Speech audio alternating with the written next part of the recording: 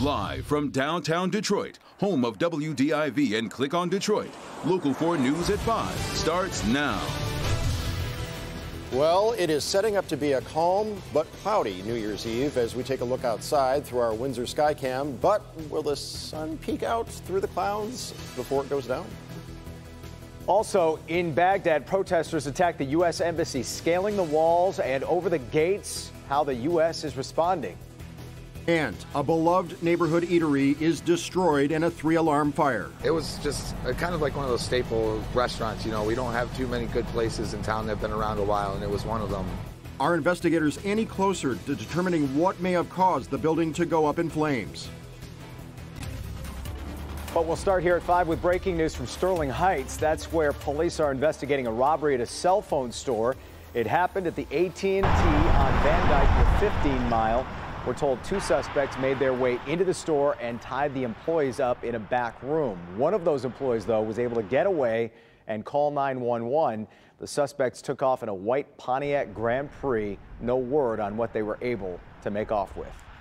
Also breaking news out of the world of sports, the Detroit Lions fire 6 members of the coaching staff. This includes special teams coordinator John Bonamigo, the linebackers coach Al Golden, defensive backs coach Brian Stewart, tight ends coach Chris White. All of them let go, as well as the strength and performance coach and the football performance coordinator. And from a bad year to a very good one, breaking news from the stock market, where stocks close out their best year since 2013. The S&P 500 was up 29% for the year, led by huge gains in tech companies. The other big story at 5 o'clock, neighborhood eatery destroyed in a 3-alarm blaze. This fire broke out early this morning at the Lion Cantina, a Mexican restaurant on Pontiac Trail and 9 Mile Road in Lyon Township. Victor Williams was there as firefighters tried to knock this fire down and has a look at how people in the South Lyon area are reacting to the loss of a very popular place. It's a very sad day for South Lyon. We're told that the Lyon Cantina was a very big part of the community. Sadly, it appears that the building is a total loss as flames tore through most of the building Tuesday morning. I was there all day yesterday. This was the last thing I expected to wake up to today. Nicole Nashrati and her coworker Ben Douglas are still in a state of disbelief, realizing they may no longer have jobs. I hope there will be a better outcome than what's expected. The 2 worked at the Lyon Cantina, that is, until it burst into flames for an unknown reason Tuesday morning. Probably have to find another job to work at in the meantime. Hopefully they can rebuild it, and maybe someday we'll be back there working again. Firefighters from multiple departments, including Lyon, South Lyon, Green Oak, and Northfield, helped in the assist. However, between the flames, smoke, and water, what's left may be a lost cause. Not good news at all for longtime customers like Ryan Gates. Yeah, it's going to suck for the community. It was just kind of like one of those staple restaurants. You know, we don't have too many good places in town that have been around a while, and it was one of them. The Lyon Cantina had been a part of the South Lyon community for over a decade. Hoping they can rebuild soon and fast and get everyone back to work. And back here live tonight, the official cause of the fire is still under investigation. However, we've been told by that first wave of first responders that they did see flames coming from right above the kitchen. Reporting live tonight, Victor Williams, Local 4. Yeah, right, Victor. It wasn't long ago that another popular place there, the South Lyon Hotel, burned down. They were able to rebuild and reopen, so hopefully the same thing will happen here at the Lyon Cantina. Victor, thanks. In a blow to U.S.-Iraqi relations, protesters stormed the U.S. Embassy compound in Baghdad today, angered by American airstrikes that killed dozens of fighters from a militia group. As Alice Barr reports, the embassy went into lockdown but has not been evacuated. The U.S. military stepping up security around the American embassy in Iraq today, sending in 100 Marines. After protesters stormed the compound, they made it through an outer wall and lit fires chanting "Down, down America," but did not enter the embassy itself. No Americans were hurt.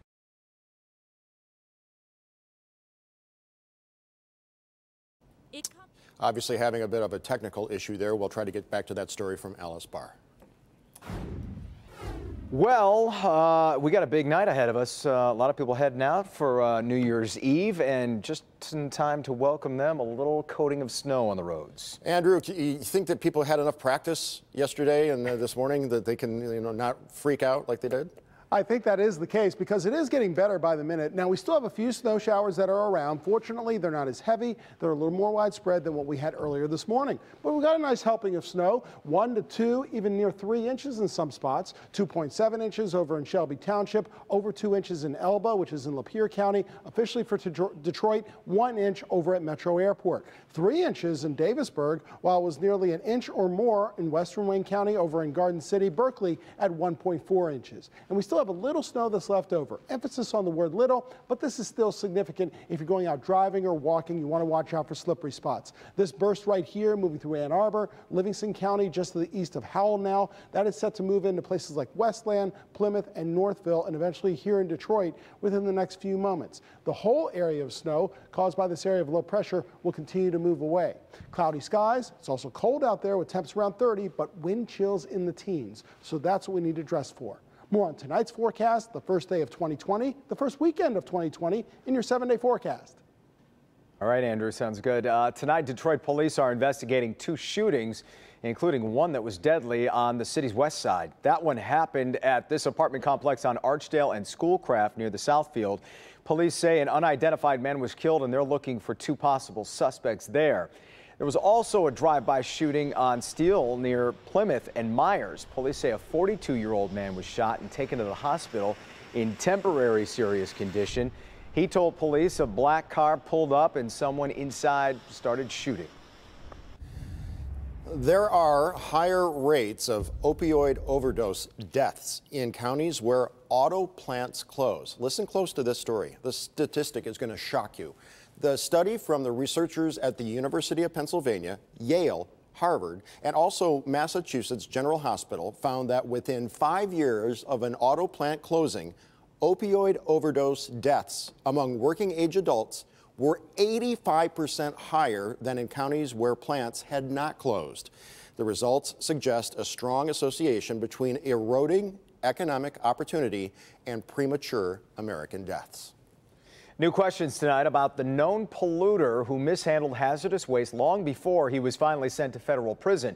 And now what that man left behind has leaked onto 696 in Madison Heights. Tonight, the governor says she is considering further legal action, but Macomb County's Candace Miller says not only do we have a green ooze problem, we have a state problem. Our Mara McDonald is live in Madison Heights tonight. Mara, the EPA knows that the green ooze, which has not contaminated the drinking water, is in the storm drains. That's right, Jace. Take a look behind me. You can see they're actually working on boarding up this building right now. This is electroplating services. The building itself is a disaster, but it's in the basement is that hexavalent chromium. They know it's been leaking. They don't know how long it's been leaking. They don't know where all it's been leaking. And here's what Miller wants to know.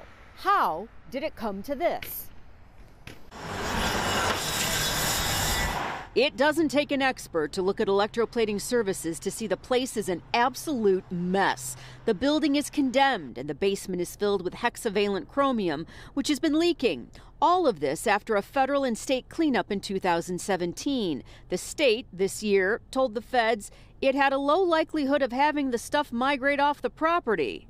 Whoops. I think what it points to is that I would respectfully ask the governor to think about looking into this department because they need a culture change. Whitmer herself is now ordering Eagle to review its procedures, but it's not a good look on a department formerly called the Michigan DEQ, which played a prominent part in the Flint water crisis.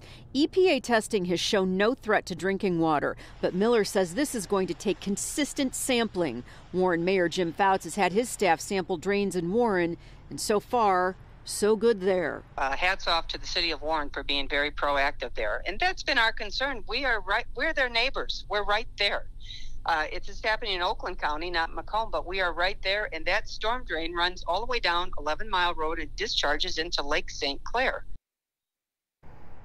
Back here live, this leak in Madison Heights isn't Candace Miller's only issue with Eagle. For example, Macomb has been working on a $30 million retention basin project in St. Clair Shores that would prevent sewer overflow from going into Lake St. Clair. That requires a permit from Eagle that so far has not been forthcoming. And originally the state said it was going to contribute $2 million in monies towards that project.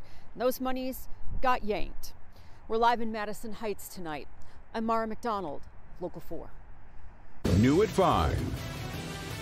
One more game in Detroit sports for this year, for this decade, and fans agree it's been rough. It's just sad year after year. But it hasn't been all bad. There have been some great moments. We look back next on Local 4. A new year, and it means new scams. We have important information to help keep you and your family safe as we get ready for 2020.